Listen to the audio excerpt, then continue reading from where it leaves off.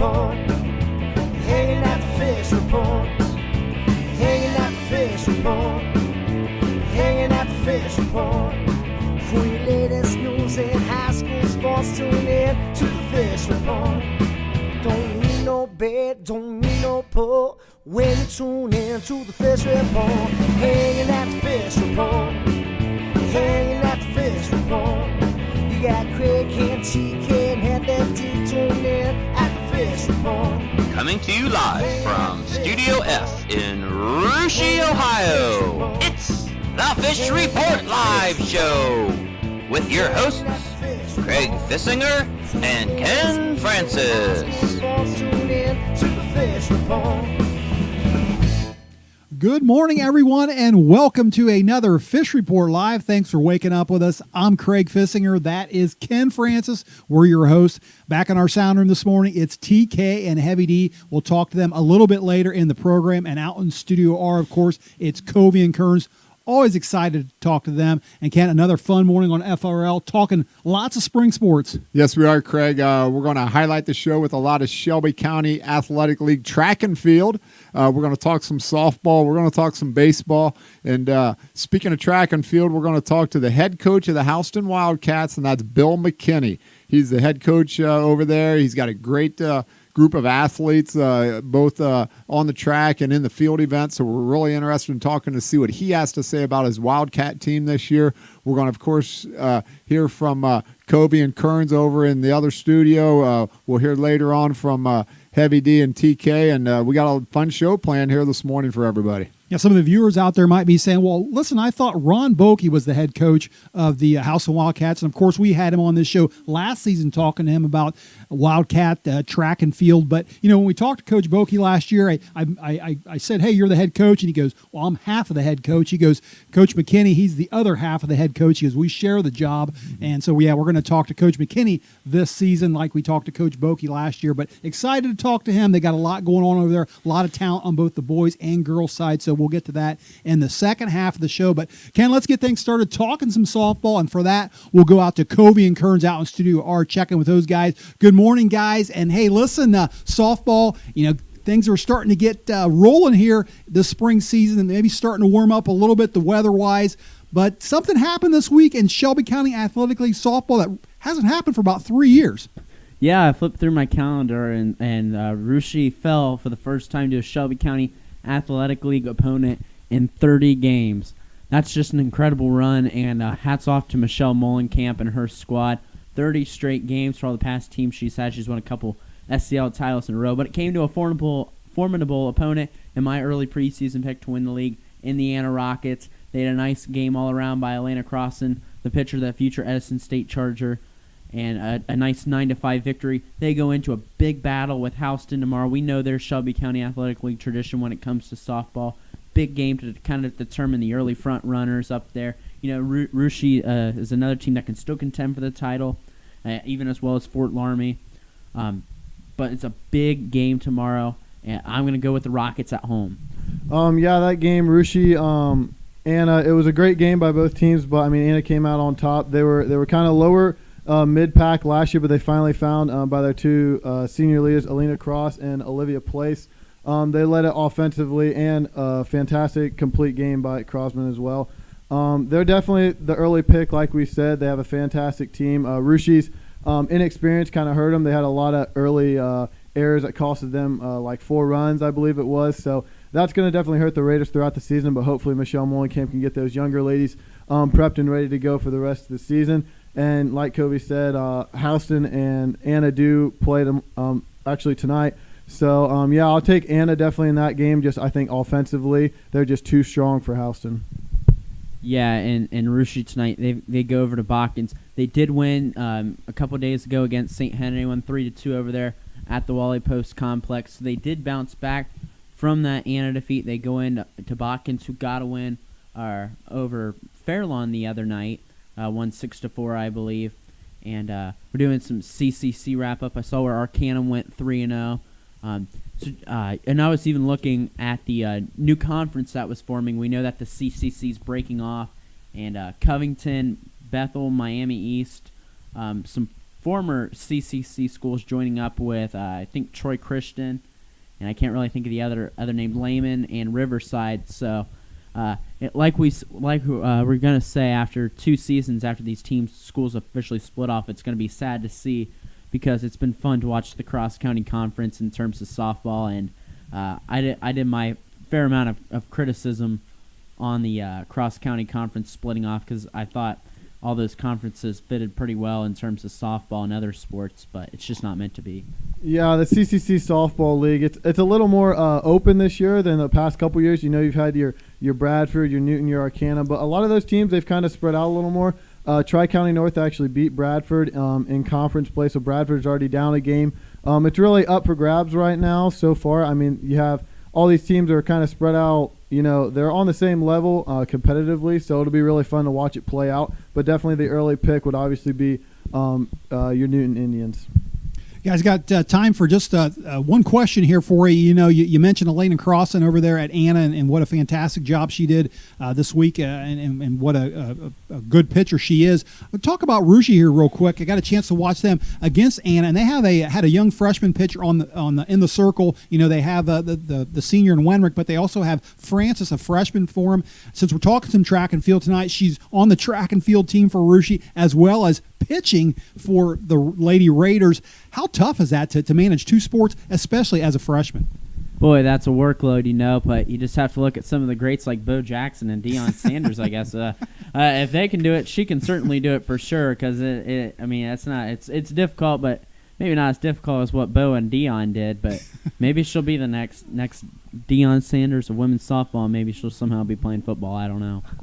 Being a senior at Russia, I had no idea that she was playing both, but now that I know, I've watched her on the basketball court. She definitely has the potential to be a great athlete in all 3 programs, track, softball, and basketball. So seeing that, it's a hard workload, but hopefully she has the work ethic to stay competitive in both of those and eventually become a great athlete. I know she's young right now, but I imagine doing that for her is only going to help her in the future. Yeah, certainly she's been very good at both so far this season, and I hope she holds up for the Lady Raiders in both sports. And, yeah, maybe she's just figuring out what she loves most. But, guys, thanks for that report here this morning. And Ken talked a little softball there. Let's switch gears, talk some baseball now. I know you follow the baseball program, the Shelby County Athletic League, very close. What's going on right now? Well, Craig, Shelby County League is very good this year. Of course, you got the Fort Laramie Redskins, Craig. They're just dynamic.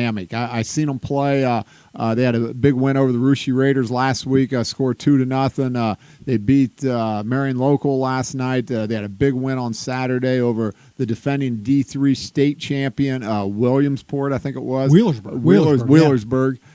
They beat Coldwater earlier in the year, so they've really challenged themselves. Great team. Anna also a very good team this year. Houston, when they got Howie Ludwig on the mound, that's a solid team. Jackson Center with Francis on the mound, solid team.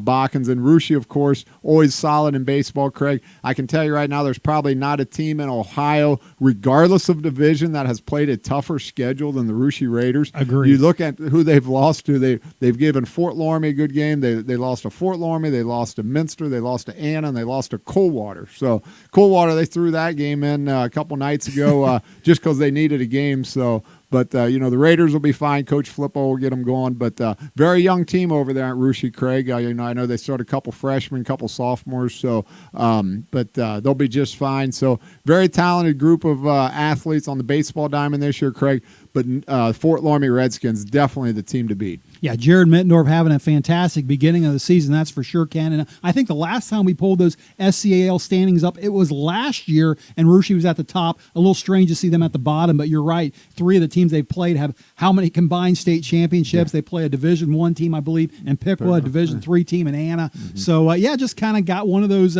beginning of the seasons where you got so many tough games, and I imagine still early in the season, things will kind of work their way out for the Raiders. They'll be fine. Yeah, then for the rest of the season. And the Raiders played Anna the other night, and Carter Elliott threw a very nice game for the Rockets, and defensively, Anna was very strong, I thought. So, Shelby County League very strong in baseball this year. I feel from top to bottom, very highly weighted at the top with Fort Laramie, but those next 6 teams I feel are all very competitive. Yeah, and I like to see, I'm a big Twitter guy, and I like to follow on Twitter. I notice a lot of these baseball coaches getting active on Twitter. I saw Fairlawn coach is very active on Twitter. Like to see that. As a matter of fact, one of their seniors, Doug Wright, I believe it is, and combined with a junior over there to throw a no-hitter the other night against New Knoxville. So kind of neat to see that kind of stuff. Well, a lot of times we don't even hear about that, but when they post that on Twitter, it's kind of neat to follow the rest of the league on that as well. So, all right, well, we've got just a minute here to talk a little track and field. I got a chance to go over to the Versailles Invitational last Saturday, one of the few athletic events that was going on Saturday with all the weather we had. There was a lot of cancellations, but they did run over there in Versailles, and it was a good call. It was raining at first a little bit, but they got things underway. And a little different this year, Ken. I know you've been to that invitational many times, and it used to be a girls' invitational the same week as the boys' state basketball tournament, right. And then the following week they would do boys. But this year they decided to combine them, and I thought it was kind of neat because you can see both the boys and girls at the same time, and it was very good. The meet started out, just some highlights real quick. The meet started out with the Minster girls 4x8 doing what they always do, win, and they ran a very nice time of 10:25, pretty good for a first 4x8 of the year, and they did that without Madeline Magato, their senior over there, the very good open 800 runner, and she was actually under the weather, didn't run, but Minster still didn't have any problems on that, so she did a very good job there. And then also there was a New Bremen freshman, and I hope I pronounced this right, her name's Kaylee Frund, I think, or Freund. I think that's how you pronounce that, but she won the 100 and 300 hurdles, was also part of the 4x200 relay that won the orange division. They have two divisions over there, an orange and a black. The orange is kind of the smaller schools, the black's bigger schools, but she was the top time in those hurdles in both those divisions, so very good there, and a lot of fun to watch. And then, I talked about Bakken's senior Grace Homan last week, what a good thrower she was. Well, there's another good thrower at Houston we're going to talk about a little bit later, and that is Shelby Ayers over there. She was the top thrower in both divisions in the discus by over 12 feet. So, she was very good, and we'll talk about her a little bit later. And then over on the boys' side, Fort Recovery is there, and when you talk Fort Recovery, there's a young man, but not a young man. He's a senior, I believe, this year. But Robbie Lefevre went to state last year in 4 events, and the kid is fantastic. He won the 100, 200, 4x2, and then their 4x1, I believe, won, but got DQ'd for some reason. So only got 3 victories. Probably one of them had a glove on or something. It might have been, but very fun to watch there. And then also one more guy I want to mention is Rushie's Jason Seifering. Nice. And the 110 hurdles, won the 110 hurdles. Matter of fact, I think they tried to finish timing, tried to say there was a tie. They went back and looked at the tape and found out Jason won by a head, I guess you say, in the 110 hurdles. But Jason's going to be a very good hurdler for Rushi. He had a sister that was okay. She was all right. And went on to Akron and did some big things. She was an All-American over in Akron, I believe. Yeah, so he might be getting a little help from sis there, but Jason Seifering, keep your eye out for that young man here as the season goes on. Right. So good stuff. So that's my track report here for this morning, and with that, we're going to take a short break, but stay right there because when we come back, we're going to talk some more track and field, including that big interview with Houston coach Bill McKinney.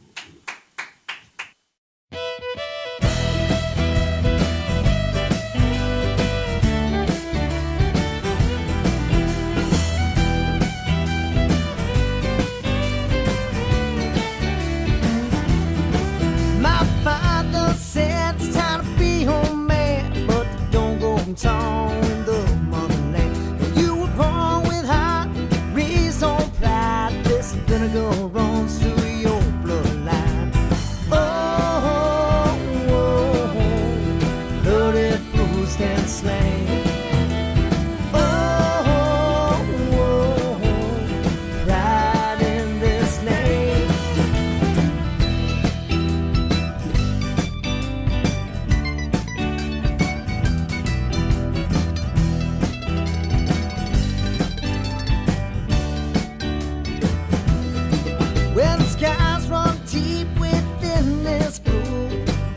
Devised by foolish views, religious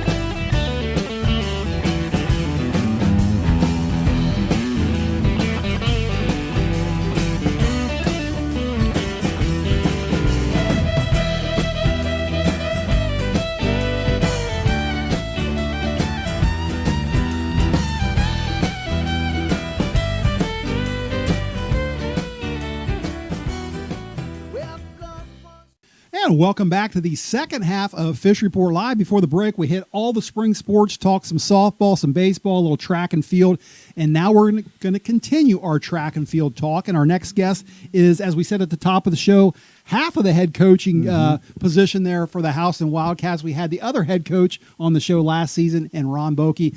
Now we're going to have his sidekick, Bill McKinney, on the show. And again, they kind of split that job there, Ken. But we're happy to welcome to the show right now, Coach McKinney. And Coach, welcome to Fish Report Live.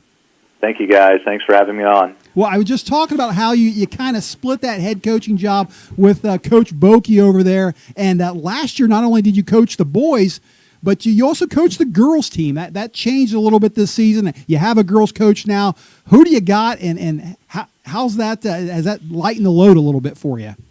Yeah, so the girls coaches, Sharon Roth is the head girls coach, and Glenn Brown is the assistant girls varsity coach there. So I've worked with the girls some in the past, and working more so with the middle distance and distance runners on the girls' side yet, but still a lot of focus on the guys overall, and especially middle distance and distance for our guys team. But with limited coaching, you kind of have to do whatever's necessary and what's the best fit for everybody.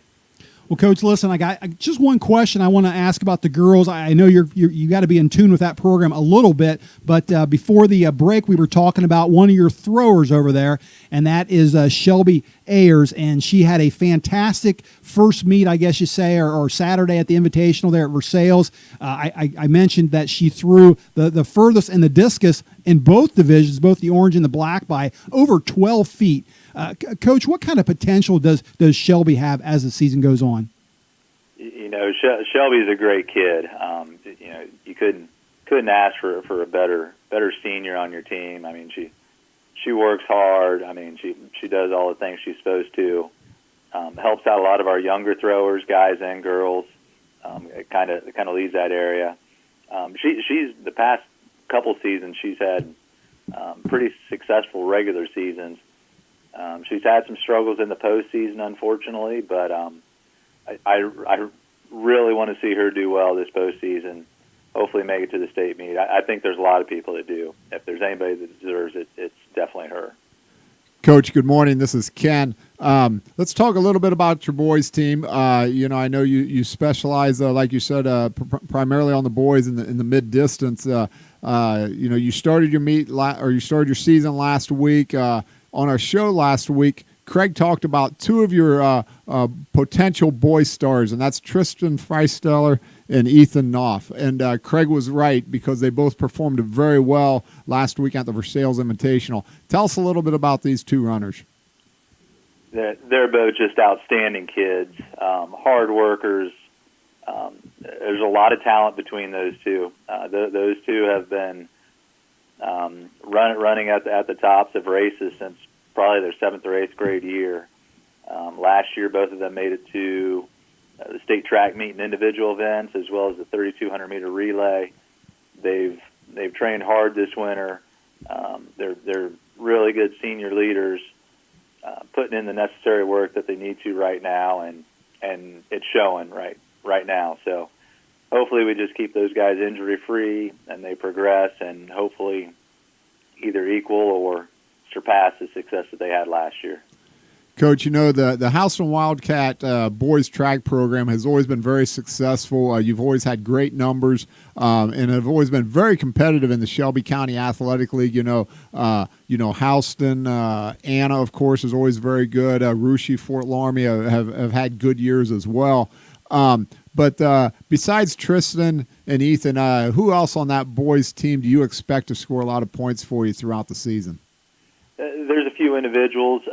Blake Jacobs is starting to establish himself as a very solid middle distance guy. It's a little easy to get overlooked when you have guys like Tristan and Ethan ahead of him, but to have him as a third 800 meter guy, that's a pretty solid guy to have there. And I think he's a junior now, and I think he's starting to realize his role on the team and really start to develop as a 400, 800 guy.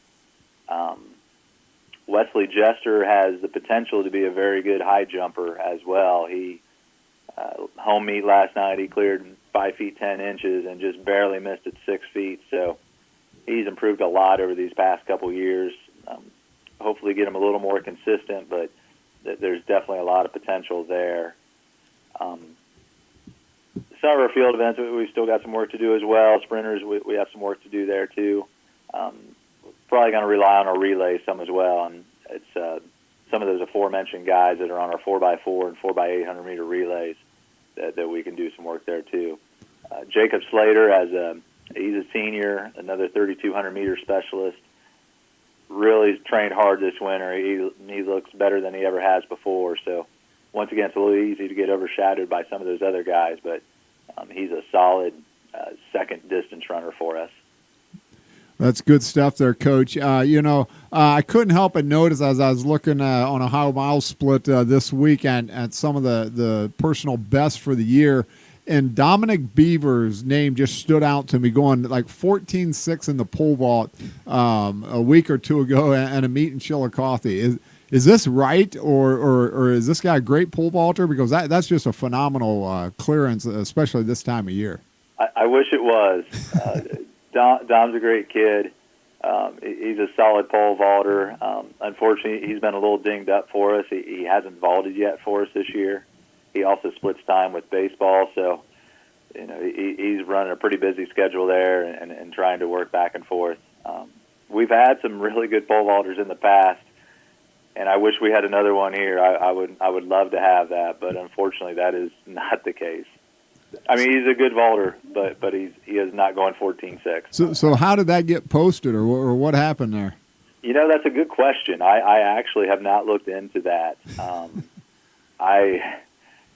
I think sometimes it's easy for mistakes to be made on some of these website databases and things of that nature, and I guess that's the case here. I really have not looked into it. You probably got the rest of Ohio looking at that, though, Coach, probably thinking, oh, boy, we got a good one over in Houston we better watch for. Yeah, we're saving him. We're saving him for a while. We'll spring him at the right time. Listen, Coach, one more question before I turn it back to Craig. It's coming up on about a year now, but I knew your dad, Chester. He was obviously a great high school track and cross-country official. I had two daughters that ran track. I had 8 years of going to track meets and cross-country meets and got to know your dad, great man, very, very well. And, just a lot of fun, did a lot of great things for the sports. And, what do you remember most about your dad and his officiating roles? And did you travel with him sometimes? Any particular things of interest that you could tell us about yourself and Chester? Yeah, he used to officiate a lot. There's probably not a lot of people that remember it anymore. He used to umpire baseball when I was young. I was probably 8 or 10 years old, I think, when he quit doing that. And he was a football referee as well for quite some time, at least through the time I was in high school. But he's always been a track official. I finally checked up on it this year. This would have been his 50th year that he was a registered official for the state of Ohio. So he was a thrower in track in high school, and I think he got into officiating probably pretty much right after he got out of college when he started teaching there at Houston. And I think he just had a lot of love for the sport of track and field and running. And, we could sit and watch track meets on TV and every once in a while and, talk about that. He worked with there's a lot of officials that he loved to work with. I remember Jim Brown from Bradford. I remember him quite a bit. And there's a lot of local guys now, Darren Shook and Steve Fremmel. And I know there's guys I'm forgetting, but he really liked working with those guys a lot. And I think he just liked being around the sport and being around the kids. Yeah, we would come home from meets even when I was in school, and he would be, talking about this performance or that performance or this kid he talked to, and he got along with this kid. I think he loved the sport. He loved the kids. There's a lot of great coaches around here too. He loved talking to them. He probably started taking me to track meets. I was probably 10 years old, I think, and I would have to carry his stuff around, and he'd put me to work moving hurdles and moving blocks and things like that, and then I just grew it into it myself. And I've just seen it. We were always at a lot of meets together, even when I was coaching. He was officiating and running, so it's just what we did. It's what you did on Friday nights and Saturdays in the springtime. That's what we both did. Well, that's great stuff there. And from a personal standpoint, I got to tell you, Coach, every time I went to a meet, he was the first guy I looked for because it was cold and it was sleeting and it was raining, it was snowing and it was windy, and he was the first guy I looked for because I thought, okay, good, Chester's here. It's going to be a fast meet. He used to pride himself on how quick he could run a meet at Versailles and be home. He would always tell me about how long it took him. Oh man, I appreciated it too.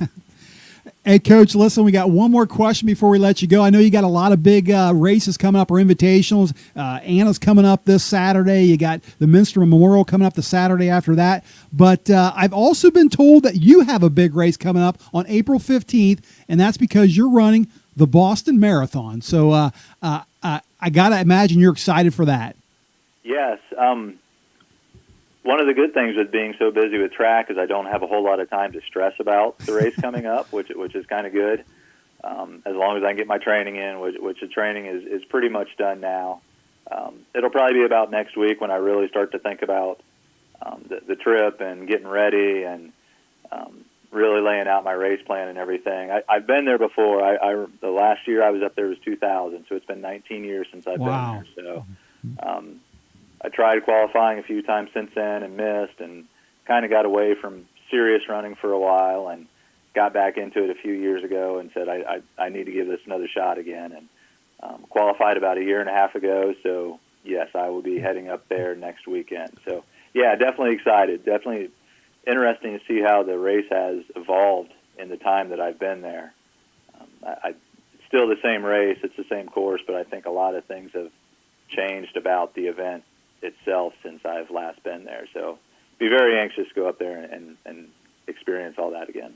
Well, that's great stuff, Coach. Listen, best of luck to you, and congratulations on the Boston Q there. That's awesome stuff, and I'll definitely be checking your results out there, and as well as your team results in the upcoming meets. So thanks for joining us on the show this morning. We appreciate it.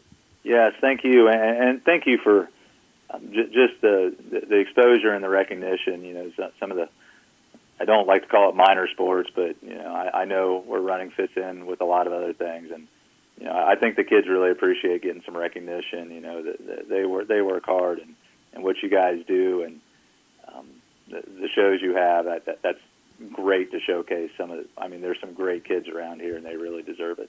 All right, Coach. Well, you're welcome, and thank you for joining us. All right, thank you. All right, that was the head coach of the Houston Wildcats, Bill McKinney. First time we've had him on the show, Ken, and a good guy. And, I'm going to be paying attention to that Boston Marathon, Absolutely. See how he does in that. Absolutely. All right, we got a few minutes. Let's head back to the sound room and check in with TK and Heavy D. And, TK, what do you got for our SCAL Athlete of the Week?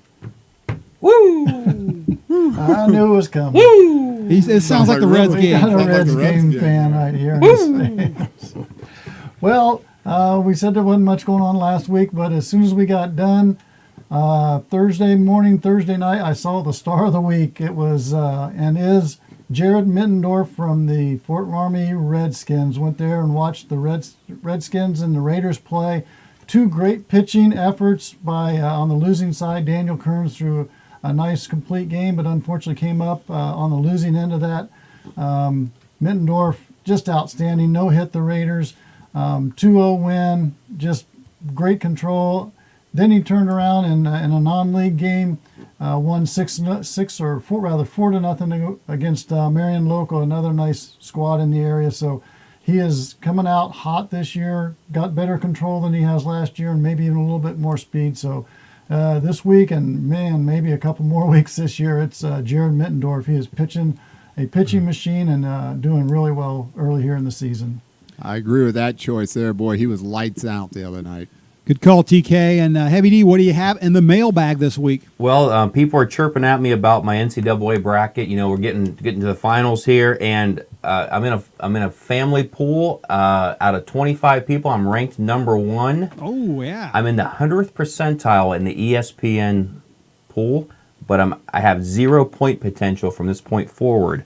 So my daughter, Hot Mess Express, Kate Sherman, is hot on my heels. She's got Virginia, so I'm an Auburn fan from here on out. Go You and Sir Auburn. Charles. Yeah. Good You're stuff. in the 100th percentile. What does that mean exactly? There's like 17 million people in this ESPN pool, and I'm ranked 82,000. That puts you in the 100th 100%. percentile. Do you win anything for that? No.